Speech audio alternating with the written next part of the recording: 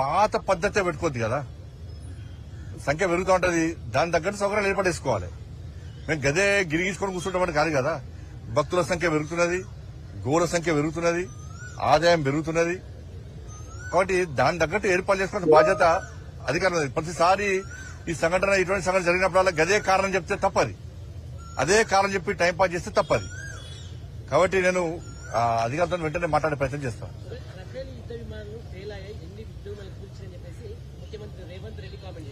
రేవంత్ రెడ్డి గారి యొక్క వ్యాఖ్యలు దేశద్రోహ వ్యాఖ్యలు అవి. ఇది పాకిస్తాన్ ఉగ్రవాదులను పెంచి పోషించే విధంగా ఉంది. ఇది భారత సైన్యం యొక్క ఆత్మవిశ్వాసాన్ని, ఆత్మస్థైర్యాన్ని దెబ్బతీసే విధంగా ఉంది. ఆడ పోయి యుద్దం చేసింది నరేంద్ర మోడీ గారు రఫేల్ వేయలే, భారత సైనికులు చేశారు. భారత సైన్యం మీద మీకు నమ్మకం విశ్వాసం లేదా? ఆర్మీ చీఫ్ మీద మీకు నమ్మకం విశ్వాసం లేదా? ఎవరి మీద విశ్వాసం లేదు మీకు? ఇందిరాగాంధీ అంటున్నారు. అరే 2016లో ఉరిలో నరేంద్ర మోడీ ప్రభుత్వం వచ్చేదాకా 2016లో వాళ్ళు ఒక్కసారి దాడి చేస్తే చోరబడి ప్రతి దాడి చేసిన ప్రభుత్వం నరేంద్ర మోడీ ప్రభుత్వం. 2019లో 40 మంది భారత సైన్యాన్ని ఆత్మాహుతి దాడి చేస్తే పుల్వామాలో వెంటనే పాకిస్తాన్ లో చోరబడి సర్జికల్ స్ట్రైక్ చేసిన ప్రభుత్వం నరేంద్ర మోడీ ప్రభుత్వం. ఇవాళ అమెరికా లాంటి దేశము ట్విన్ టవర్స్ మీద Osama bin Laden twin towers బద్దలు చేస్తే, ధ్వంసం చేస్తే 3000 మంది చచ్చిపోయారు, 6000 మంది గాయాల పాలయ్యారు. కానీ అగ్రరాజ్యం అని చెప్పుకునే అమెరికాకు ఒసామా బిన్ లాడెన్ ను మట్టుబెట్టడానికి 11 సంవత్సరాలు పట్టేది. 11 సంవత్సరాలు అగ్రరాజ్యానికి.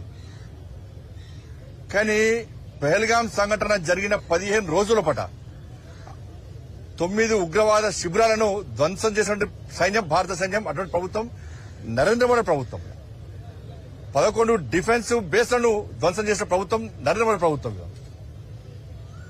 100 మంది ఉగ్రవాదం మట్టుబట్టే ప్రభుత్వం నరేంద్ర మోడీ ప్రభుత్వం. సామాన్య ప్రజలకు ఇబ్బంది కావద్దని కోరుకుంటాం, అదే పదం కొనసాగిస్తారు. ఇప్పుడు యుద్దం అయిపోయిందా? ఇప్పుడు అయిపోయింది. ఎవరు అన్నారు? సాక్షాత్ ప్రధానమంత్రి గారు ఇప్పుడు యుద్దం అయిపోలే. ఉగ్రవాదం అంతరించే వరకు, పాకిస్తాన్ ఉగ్రవాదులను వాళ్ళ దేశం నుంచి పెంచి పోషించకుండా ఉండేంత వరకు ఈ యుద్దం నిరంతరం కొనసాగుతూ ఉంటది. ఆపరేషన్ సింధూర్ ఆగిపోలేదని చెప్పి సాక్షాత్ ప్రధానమంత్రి గారు చెప్పారు. కాబట్టి ఇటువంటి పరిస్థితుల్లో మొన్నటి జెండా పట్టుకోనంటారు, మోడీ గారు సహకరించడం, ప్రభుత్వం సహకరించమంటారు. మరి ఈ కామెంట్స్ ఏంది? ఇవాళ ఫక్తు కాంగ్రెస్ పార్టీకి ఎప్పుడు కూడా దేశానికి వ్యతిరేకంగా మాట్లాడే ఒక ఫ్యాక్షన్ గా మంది కాంగ్రెస్ పార్టీకి. ఇందిరాగాంధీ అంటారు. ఇందిరాగాంధీ హయాంలో పీఓకేను ఎందుకు స్వాధీనం చేసుకోలేకపోయింది కాంగ్రెస్ పార్టీ ప్రభుత్వం అప్పుడు? ఇలా పీఓకే వల్లనే కదా కశ్మీర్ అలా అతలకుతలమైంది. వాళ్ళ కశ్మీర్ పండితులు హతమర్చింది పీఓకే వల్లనే కదా. ఏక్ దేశ్ మే దో ప్రధాన్, ఏక్ దేశ్ మే దో విధాన్, ఏక్ దేశ్ మే దో నిషాన్. దీని కారకులు ఎవరు? కాంగ్రెస్ పార్టీ ప్రభుత్వమే. ప్రజలు నవ్వుకున్నారు. అరే ఒక్క దేశంలో 2 ప్రధానులు ఏంది, ఒక్క దేశంలో 2 రాజ్యాంగాలు ఏంది, ఒక్క దేశంలో 2 జెండాలు ఎగరడం ఏంది? దీని కారకులు ఎవరు? కాంగ్రెస్ పార్టీ. దీనికి రాష్ట్ర ముఖ్యమంత్రి గారు సమాధానం చెప్పాలి.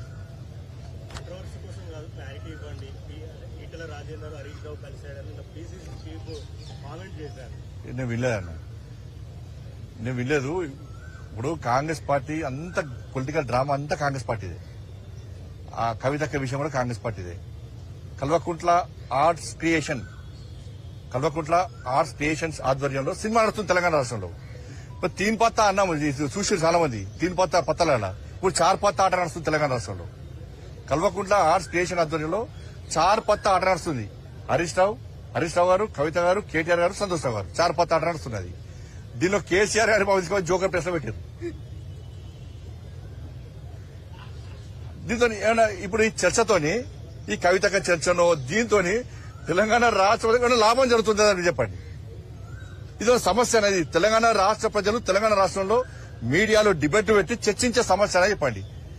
ఇంకా 6 గ్యారెంటీల గురించి చర్చ జరగాలని గీ లెటర్లు, చిట్ చాట్ల పేరుతోని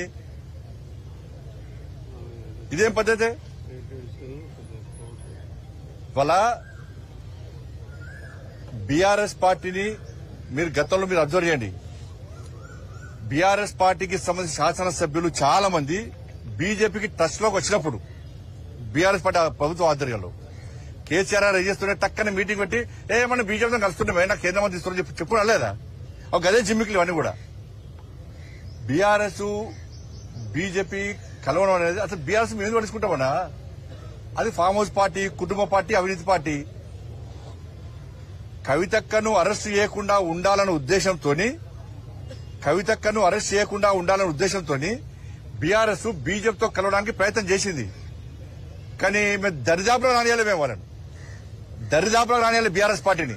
ఈ అవినీతి పార్టీకి అవినీతి వ్యతిరేకం. మేము అవినీతి మచ్చలే కూడా దేశాన్ని పాలిస్తున్నాం. 16 రాష్ట్రాలు 16 రాష్ట్రాలు అవినీతి మచ్చలే ప్రభుత్వాలను కొనసాగిస్తున్నాం. మేము దాని వ్యతిరేకం. మేము కుటుంబ పాలనకు వ్యతిరేకం. మేము ఈ దేశంలో కాంగ్రెస్ పార్టీ కుటుంబ పాలన వ్యతిరేకంగా ఫైట్ చేస్తున్నాం. కానీ బీఆర్ఎస్ పార్టీని ఏ విధంగా మేము చేసుకుంటాం? కాబట్టి ఈ చార్పత్త ఆట గురించి చర్చించాల్సిన అవసరం లేదు. మళ్ళీ ప్రజలు విజ్ఞప్తి చేస్తున్నా, గౌరవ మీడియా సోదరులు విజ్ఞప్తి చేస్తున్నా, దయచేసి 6 గ్యారెంటీల గురించి చర్చ జరపండి. ఇది కాంగ్రెస్ ప్రొడక్షన్. దీనికంతా కూడా దీని ప్రొడ్యూసర్ ఎవరంటే కాంగ్రెస్ పార్టీ ప్రొడ్యూసర్. దీనికి డైరెక్షన్ కూడా కాంగ్రెస్ పార్టీదే. ప్రొడక్షన్ మాత్రం కల్వకుంట్ల ఆర్ట్స్ ప్రొడక్షన్.